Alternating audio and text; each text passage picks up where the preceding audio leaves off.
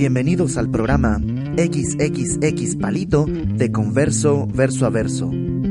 Cada paso que doy, cada día que pasa, me acerca a mi destino, ahí está puesta mi mirada. Mi maleta está lista, lo que llevo es suficiente. He dejado atrás todo lo que me detiene. El día de hoy, sé que viviré por siempre. En mi corazón hay seguridad latente. Hace unos años tenía terror ante la muerte, no sabía dónde iba. Y mi mente era dominada por pensamientos y conflictos. Y no encontraba razón para estar vivo. No dormía, solamente sobrevivía. No encontraba propósito para mi vida. Ahora sé que tengo que esperar. El día muy pronto llegará. Todo cambió en el momento que entendí que esta tierra que ahora piso no es para mí. Y tú que te sientes seguro, quien te garantiza el futuro, que es lo que te vuelve más fuerte, como para vencer la muerte. Hay algo que cambia la vida y esa vida nunca termina. Es lo que nos trae el consuelo y lo que nos lleva hasta el cielo.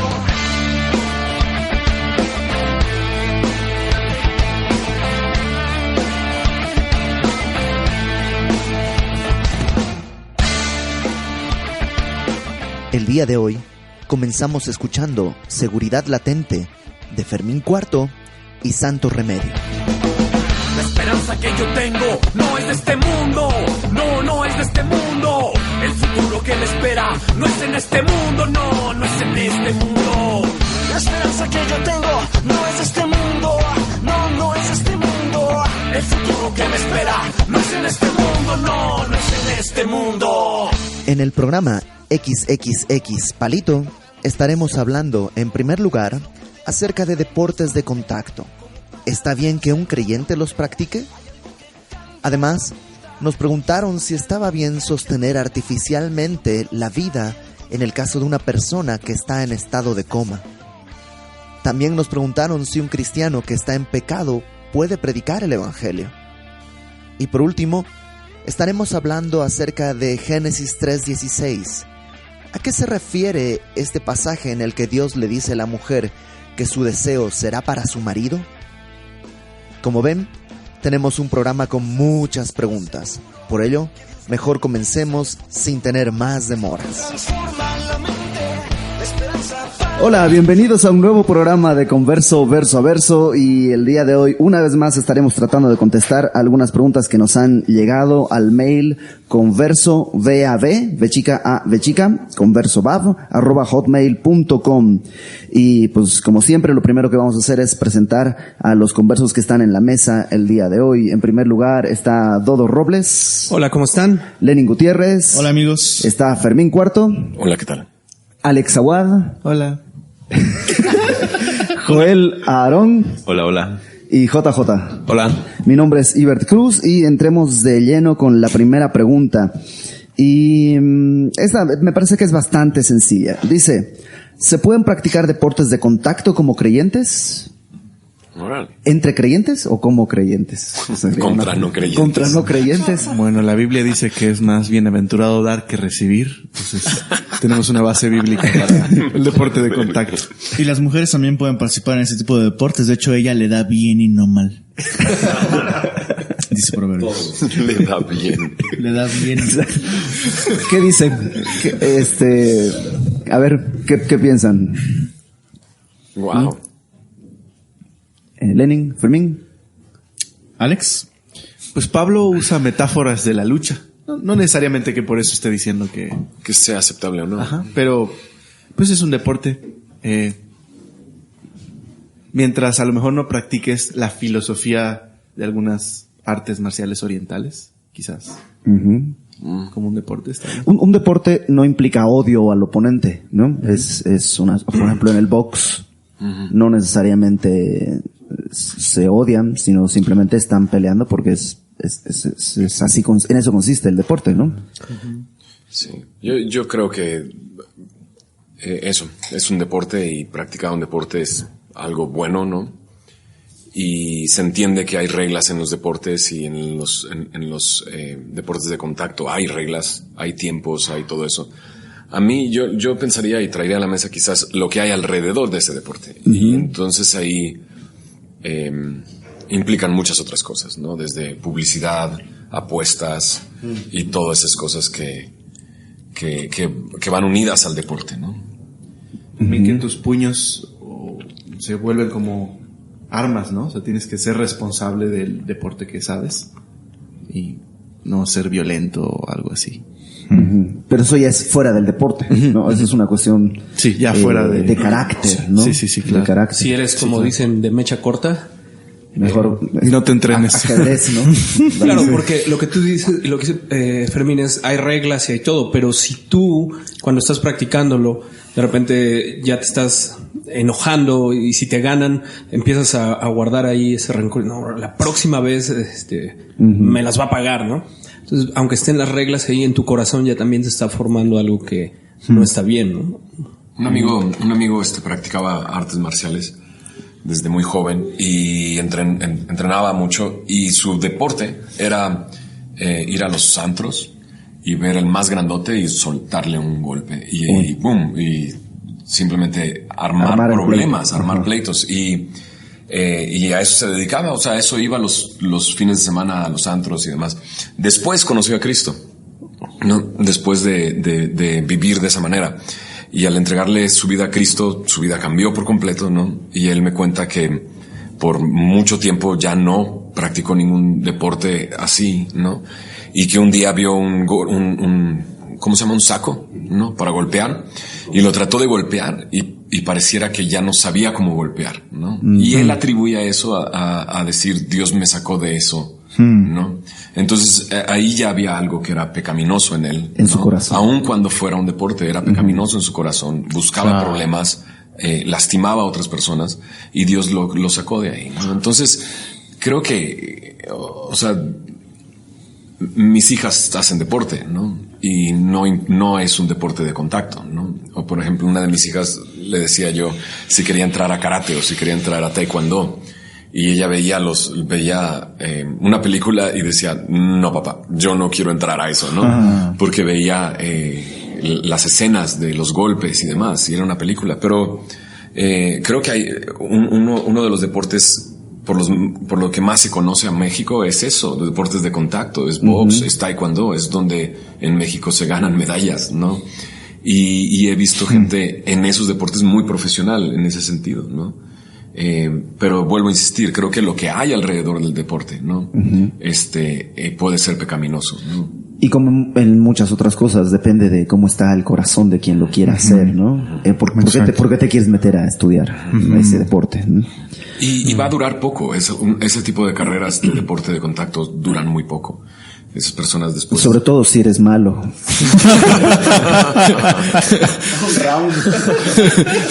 No, porque llega alguien más joven y te descuenta, claro, ¿no? O sea, duran muy poco, ¿no? Entonces, ese tipo de deportes, cuando es profesional y hacen una carrera en eso, ganan mucho dinero en muy poco tiempo, y después, ¿qué hacen, no? O sea, algunos de ellos se convierten en entrenadores y demás, ¿no? Sí, mucho, ya lo han dicho, mucho tiene que ver con las motivaciones de tu corazón. Y muchos de los que hacen esta pregunta ya no están en una edad de ser profesionales, de practicarlo de manera profesional. Y entonces sí, el cuestionamiento es qué hay en tu corazón. Por ejemplo, yo les pregunto, si vives en la Ciudad de México, ¿cómo para qué quieres entrenar box? O sea, quieras que no, tu cuerpo está entrenado y está capacitado para reaccionar instintivamente e impulsivamente. Y entonces, en el metro de la Ciudad de México, en hora pico, que alguien te aviente, instintivamente vas a reaccionar en una forma defensiva, y esa defensiva puede ser ofensiva a la otra persona. Claro. Y puede ser que no quieras pecar, pero ya estás capacitado para hacerlo instintivamente. Son deportes buenísimos, sí, como actividad deportiva, pero sí vas a estar luchando continuamente, pues con tu carne. O sea, la naturaleza de este mundo es animal, terrenal y diabólica, y entonces en ese animal terrenal y diabólico estamos peleando un lugar, estamos empujándonos y caminamos al límite en esta sociedad. Ahora, creo que hay el otro extremo. Dicen, mi hijo quiere hacer un deporte, pero quiere hacer ese deporte. No, eso está mal, ¿no? Es pecado. O este rollo de, no, yo no le doy armas a mis hijos para que jueguen al policías y ladrones, porque no, eso está mal, ¿no? Pero creo que los niños necesitan aprender ese tipo de cosas, porque va a haber necesidad de policías buenos, ¿no? De gente que pelee por la justicia, que honra a Dios de esa manera, ¿no? Entonces, de repente, creo que vivimos en una sociedad donde queremos que los niños sean más como niñas, sin tocarse, sin golpearse, sin esto y demás. Y eso creo que es también un error, ¿no? Y creo que en la época de la Biblia eran hombres de a de veras, o sea, y en ese sentido de peleaban batallas, guerras, usaban armas, tomaban la vida de otras personas, ¿no? Y en nuestra sociedad es muy distinto, ¿no? Entonces, sí, al hombre y al hombre espiritual se le ha dado una imagen como femenina, muy recatada, y se ha perdido de vista eso, que si los hombres nos llevamos en contacto, nos gusta picarnos, nos gusta pues magullarnos, o sea, es como una forma de tratarnos. Suéltalo, Aaron, suéltalo. Sí, ya no me... Es una forma de tratarnos. Y sí, y dentro de las capacidades en el desarrollo del individuo, sus capacidades motrices, reflejos, coordinación, son muy buenos deportes. O sea, porque les enseñan a usar el cuerpo. Sí, claro. Y tiene que ver con lo cardiovascular, y tiene que ver con reflejos, y tiene que ver con todo ese desarrollo. Aparte, el hombre tiene que estar retacado, pero no recatado. Eso es muy importante. Ok. ¿Alguien más? ¿Algo? ¿Aarón? Bueno, sí, solo... La voz de la cordura. Si quieres practicarlo para defenderte, o sea, o quieres que tu hijo lo practique para que se defienda dentro de la escuela, solo son las motivaciones de las que estamos hablando, de las cuales tienes que tener cuidado. Cuidado con las motivaciones. Ok, voy con la siguiente pregunta. Dice, en el caso de que alguien estuviera en coma, ¿sería correcto desconectarlo de los aparatos que le dan vida artificial, teniendo en cuenta que quizá la familia no tenga suficiente dinero para mantener por mucho tiempo al paciente hospitalizado? Pastor Fermín. Yo ya contesté la primera. Alex. La voz de la cordura, Aarón. Perdón, tengo galleta. Si no nos presumas tu musculatura, brother. Es una pregunta complicada, ¿no? Creo que de entrada tiene que ver con cuándo termina la vida y cómo identificar que una persona ha perdido la vida, ¿no?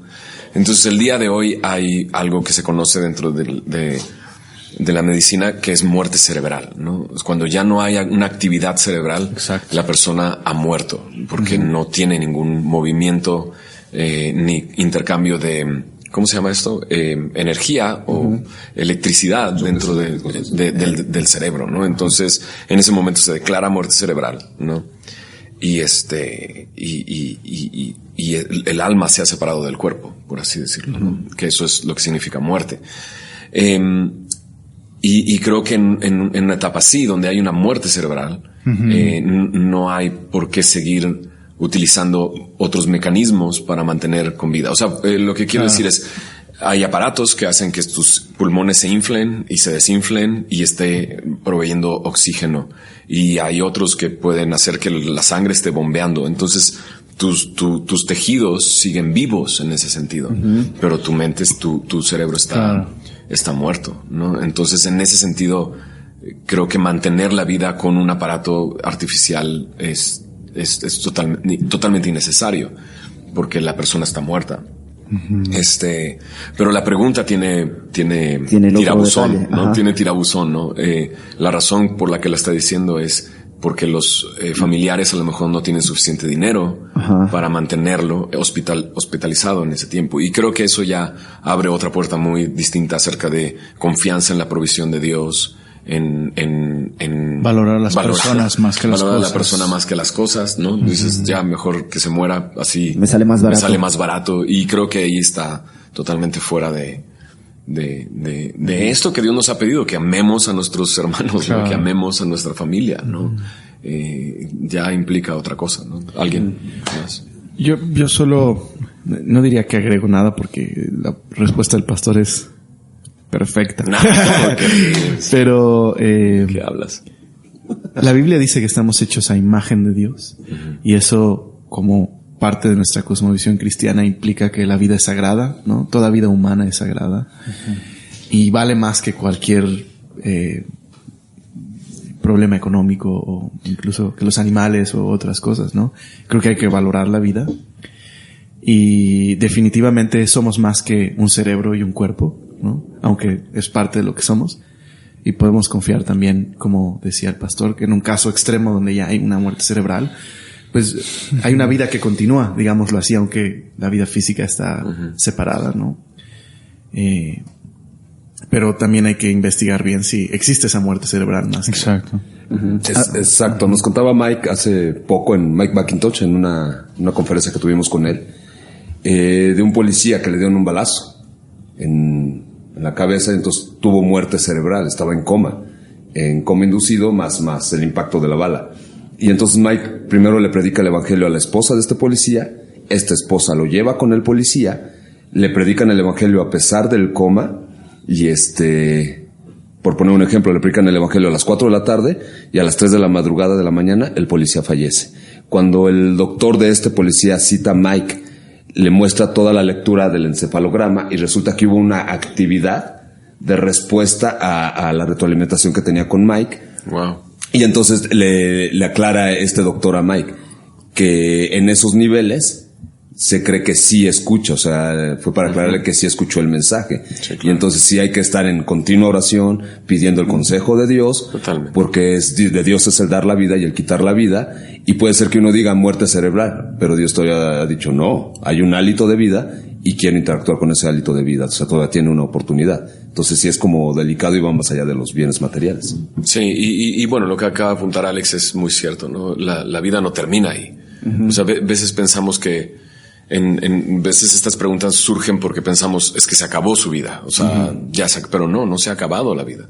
La muerte es simplemente un paso hacia la eternidad, ¿no? Y el creer en Cristo te hace estar por la eternidad con el Creador, con aquel que te hizo para disfrutar de Él, y el no creer en Jesús, no tener al Hijo, te lleva al castigo, ¿no? Entonces, lo cual nos mueve al otro aspecto. Si tienes familiares que no han escuchado el evangelio, no esperes a que estén en coma, porque el gran dilema es soltar esta etapa de la vida, y qué tal que se va a presentar delante del Creador sin la capacidad de poder hacerlo, ¿no? Y incluso dices, bueno, ya se va a morir, ya va a descansar, ¿no? Y no es cierto. Si conoce el evangelio, si conoce el evangelio, sí, pero si no conoce el evangelio, no. Entonces, de repente soy motivado a quitarle esto porque, pues bueno, ya que descanse. Pero híjole. Ahora, déjame ponerlo otra vez, porque pensamos todo el tiempo, creo que en nuestra mente está una persona adulta en la cama, ¿no? Y con este problema. Pero ¿qué de es un bebé? ¿No? Y tenerlo me va a costar más dinero, ¿no? Que no tenerlo. Claro. Y entonces aborto. Está en el mismo nivel esa pregunta. O sea, me va a costar, va a estropear mis planes y prefiero abortar a tenerlo. Y es exactamente el mismo punto. Estás cortando la vida de una persona solamente por intereses económicos. Ok. Vamos con la siguiente, que esperamos contestarla rápidamente. Dice, ¿puede un cristiano en pecado evangelizar? ¿Tiene autoridad moral para hacerlo? ¿Se requiere dicha autoridad? ¿Cómo ven? Un cristiano en pecado evangelizando. ¿Está bien? ¿Está mal, Alex? Bueno, creo que hay que separar dos cosas. Que puedes predicar, pues puedes hacerlo, ¿no? Que sea la forma ideal de predicar. Y que pueda dar fruto, además. También puede dar fruto, ¿no? Sí, el mensaje es independiente del mensajero, aunque sin duda alguna cobra otra potencia cuando el mensajero está equilibrado con el mensaje, ¿no? Está buena la pregunta. Es buena pregunta. Efesios y Colosenses, Pablo varias veces nos dice que vivamos una vida digna del llamado que hemos recibido, y tiene que ver con una balanza, ¿no? Que nuestras palabras pesen de acuerdo a nuestra vida, y obviamente el mensaje pues es mucho más efectivo. Indiscutiblemente una vida que no refleja el evangelio pues podría incluso hasta vacunar a otros contra el mensaje del evangelio.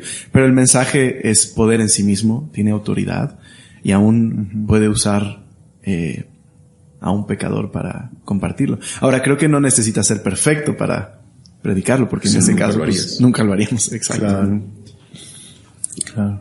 En la Biblia, y Pablo muchas veces ora porque se le conceda denuedo. Y denuedo es autoridad, pero también es libertad. Y esa libertad viene de tener una conciencia limpia delante de Dios. Dice, yo siempre me presento con conciencia limpia delante de Dios y de los hombres. Y entonces eso, o sea, cobra más sentido cuando es congruente lo que hablas a lo que estás viviendo. Porque si no, muchas veces se vuelve solo un discurso. Aunque el mensaje del Evangelio es poder de Dios para salvación a todo aquel que cree. Pero se vuelve muchas veces un discurso de dientes para afuera y es incongruente. Okay. Y yo creo que siempre surge la pregunta de ¿y por qué preguntas eso? ¿No? Exacto. O sea, ¿por qué estás preguntando eso? ¿Será? O sea, no quiero decir que la persona que lo escribió está en pecado y alguien le ha dicho no deberías de estar predicando el evangelio porque estás en pecado, ¿no? Y entonces está usando la pregunta para defenderse y decir, ¿ves? Sí puedo hacerlo y voy a seguir en pecado. O sea, si alguien me está escuchando que está en pecado y que quiere predicar el evangelio o evangeligar, ¿no? A otras personas y todo este rollo, mejor arregla tus asuntos con el Señor. Exacto. Ven a Cristo. Él perdona tus pecados, Él te limpia de maldad si tú confiesas tus pecados, y eso es lo que tienes que hacer. De hecho, más que preguntarte si puedo o no puedo. Exacto. De hecho, creo que el problema no está a quien evangelizas, sino para ti. Que puedas endurecerte el mensaje mucho del más. evangelio. Exacto. Sí, claro. Que puedas pensar, pues mira, Dios me sigue usando y estoy bien, Dios debe estar feliz con mi estilo de vida. exacto. Creo que ese es el peligro. Y que de hecho ha habido casos, ¿no? En la historia de ministros que han estado en pecado y aparentemente, ¿no? Como que todo está bien. Y Dios los usa. Y Dios los usa. O sea, hay el ¿no? resultado, ¿no? Pero no es por amor a la persona, sino por amor al evangelio, ¿no? Y siempre hay necesidad, ¿no? Aarón. Hechos 1. La voz de la cordura. Hechos 1:1 dice que en el primer tratado, Teófilo, hablé acerca de todas las cosas que Jesús comenzó a hacer y después enseñar. Ajá. Entonces es necesaria la obediencia. Pero como dicen, eres libre para hacerlo. Para eso fue la cruz, ¿no? Para que tú puedas hacer eso. Pero es necesario primero la obediencia. Y había otra cosa que quería comentar, pero ya se me olvidó. Okay. Para el próximo programa. Va la última y tiene que ser express. Y esta es una pregunta de la Biblia. ¿Qué significa Génesis 3:16, donde dice, la escena después del pecado de Eva y de Adán, le dice la mujer, tu deseo será para tu marido y él se enseñoreará de ti? Génesis 3:16. ¿Qué es lo que dicen? A ver, Lenin. Bueno, yo siempre he visto este capítulo 3, lo que normalmente se le llama las maldiciones de Dios hacia a la humanidad, ¿no? Yo distingo entre cosas que Dios dice que va a hacer, ¿no? Como a manera de disciplinar al hombre, y cosas que son una consecuencia de haber pecado, ¿no? Y precisamente el verso 16 es algo que Dios se atribuye a sí mismo, que Él hará, ¿no? Dice, a la mujer dijo, multiplicaré en gran manera los dolores en tus preñeces. O sea, eso es algo que Dios directamente hace, ¿no? Para corregir algo, para prevenir algo en el corazón de la mujer. Y específicamente dice, cuando lo darás a luz tus hijos, tu deseo será para tu marido y él se enseñoreará de ti. Y entendiendo que Eva fue engañada, ¿no? Yo pienso, es una opinión muy personal, que Dios hace esto para ayudarle a la mujer a sujetarse a su esposo. Esa sería como la respuesta. Algunos traducen eso, tu deseo será para tu marido, como tu voluntad será sujeta a tu marido, ¿no? Más o menos, una cosa así, ¿no? Exacto. Esto de que tu deseo será para tu marido es como que estarás sujeta a tu esposo, ¿no? Y en otra versión dice, en la NTV, dice, y desearás controlar a tu marido, pero él gobernará sobre ti. Es interesante, creo que es eso, el deseo de la mujer siempre estar por encima del hombre, y eso. Sí, algo que podríamos ver es que los roles del matrimonio eran antes del pecado de Adán y Eva. O sea, no es que los roles del matrimonio, de la sujeción de la mujer al hombre, después del pecado. Exacto, esos ya existían, ya había un rol. La mujer es ayuda idónea, ayudando a Adán a cumplir el plan de Dios. Pero obviamente el pecado ha desvirtuado un par de cosas. Y parte de lo que provoca el pecado es este desorden, ¿no? Exacto. Digamos, una mujer queriendo enseñorearse de su casa y el hombre, que tradicionalmente el hombre es así, que suelta, y por eso dice a los hijos, pregúntale a tu mamá, dile a tu mamá. Y entonces el hombre está constantemente soltando, delegando, relegando, ausentándose de su autoridad, y la mujer tomando ese vacío de autoridad, lo que produce pues las familias como las tenemos, cuando debería ser el hombre como cabeza para servir a su familia, claro, y la mujer sujetándose para servir a su familia. Claro, ¿no? sí, Corintios no dice que, el maestro de Corintios no me deja mentir, Cristo, Dios es la cabeza de Cristo, Cristo es la cabeza del hombre y el hombre es cabeza de la mujer, porque fue creado antes que la mujer. Entonces vemos que incluso está instituido este rol de autoridad antes de la caída, y sin duda alguna no es que Dios esté de acuerdo ni con el feminismo o con el machismo, no es lo que dice. Por la misma razón, Dios está hablando que es cabeza de Cristo y no es un asunto degradante para Cristo o algo así, simplemente un orden. Exacto, Cristo es igual al Padre, pero se sujeta al Padre. Ajá. Y en ese sentido el Padre es mayor, no en el sentido de esencia, sino de roles. Y creo que lo hemos visto, cuando un matrimonio toma el orden como tiene que ser, camina bien. Es decir, un esposo entregándose por su esposa, tiene una mujer que se sujeta bien a la voluntad de su esposo, porque está buscando por ella, está velando por ella, velando por la voluntad de Dios, ¿no? ¿Alguien más quiere decir algo al respecto? Bueno, ahora regresando un poco a la esencia de las otras preguntas, es ¿cuál es tu motivación? Volvemos a lo mismo, o sea, ¿por qué quieres que tu esposa se sujete a ti, no? O sea, ¿qué quieres? No sé, ¿qué te motiva sencillamente, no? A agarrar este versículo para ejercerlo, no sé. Ok. Interesante, ¿no? Que la Biblia le dice a las esposas que se sujeten, no le dice hombres sujeten a sus esposas, ¿no? Exacto. Mujeres hagan que sus esposos se entreguen, sino la instrucción es personal, ¿no? A los hombres que se entreguen, a las mujeres que se sujeten, y uno tiene que velar por la instrucción propia, no por la ajena. Y tiene mucho que ver con que a veces no se entienden estas palabras en el contexto en el que vivimos, ¿no? Sujetar suena precisamente deporte de contacto, ¿no? O sea, como un luchador de la UFC. Pero realmente la palabra que se utiliza ahí, en la época de Pablo, se usaba para hablar de un puesto militar privilegiado, ¿no? Cuando dejaban a un soldado en un puesto y le decían, este es el lugar que tienes que cuidar, esta es tu misión, es muy importante.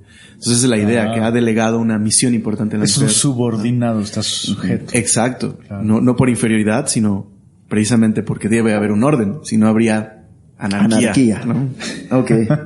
Pues bueno, se nos acabó el tiempo, nos quedan algunas preguntas, por ejemplo, una acerca de las pesadillas, otra acerca Yo contesto esa rápida. Es por comer mucha pizza. Y no tener un atrapasueños en tu casa. ¿Qué es esa atrapasueños? Pues por eso tienen pesadillas, porque no tienen una. Ok. Eso que acaba de decir Alex, no, realmente no lo creo. Es broma. Sí, por si acaso. No tengo una atrapasueños. Por eso ya nadie va a escuchar el siguiente capítulo. No, fue una broma. Exacto, es broma. Pues bueno. ¿O no? Próxima semana estaremos contestando algunas otras preguntas con la venia de nuestro Señor, y pues vamos a pasar a despedirnos, ¿no? Como siempre, dando alguna forma de contacto. Dodo Robles. Hasta pronto, y me pueden encontrar en Twitter como @DodoRobles. Lenin. Hasta pronto, amigos. Mi nombre es Lenin y pueden encontrarme en @Lenux_Reloaded en Twitter. Fer. También un saludo, gracias por invitarme. Pues siempre estás invitado, nomás que estás muy ocupado. Un poco. Y pueden encontrarme en las redes sociales, Fermín Cuarto, en Twitter @FIB004. Nos gustaría hacer un programa especial acerca de la vara y la educación, y nos gustaría que lo hiciéramos, a ver si la próxima semana. ¿Por qué lo dices después de que yo digo mi porque estamos invitándote a ti. Invitándote a ti. Exacto. Te estamos contactando. Te estamos comprometiendo en vivo y públicamente. Alex. Hasta luego, familia. Bendiciones. Y me puedes contactar por Twitter en @AlexAguadH o en el blog que está un poco abandonado. Pero si me escribes, lo empiezo a escribir. Nos debes un post desde hace 30 y quién sabe cuántos. Sí, es cierto. Justo estaba trabajando este último fin de semana en ese trabajo. Okay. En ese trabajo. ¿O no? Es el WordPress. O fue una pesadilla. O fue una pesadilla. Es alexaguadh.wordpress.com. Viene la conferencia de apologética, que es, ¿qué fecha? 18 de abril. 18 de abril. ¿Qué vamos a estar viendo en la conferencia de apologética este año? El título de la conferencia es La Biblia, origen humano o divino. Y todo va a girar en torno a si la Biblia es un libro confiable, si podemos confiar en lo que tenemos el día de hoy, es lo mismo que se escribió en el día de ayer, si el canon bíblico es manipulación de los hombres o es la dirección de Dios, okay, ¿no? La moral en la Biblia, y vamos a tener la participación de nuestro querido pastor Iber Cruz, pastor Lenin, pastor Fermín va a cerrar la conferencia y también va a estar el pastor Jaime Foot en la conferencia, entonces, bienvenidos. Ok. ¿Cuándo? Recuérdanos la fecha. Sí, 18 de abril y es totalmente gratuito. Entrada gratuita en Semilla de Mostaza, San Antonio 13. Exacto. Cerca del metro San Pedro de los Pinos. De 9 a 6 de la tarde. De 9 a 6. Ok. Aarón. Adiós, y me contactan en Facebook con mi nombre, Joel Aarón Arauz. JJ. Bye, sigo sin aprenderme en mi Twitter. Ok.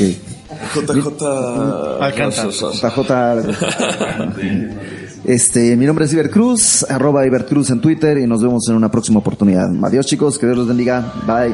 Yo siempre quise escucharlo.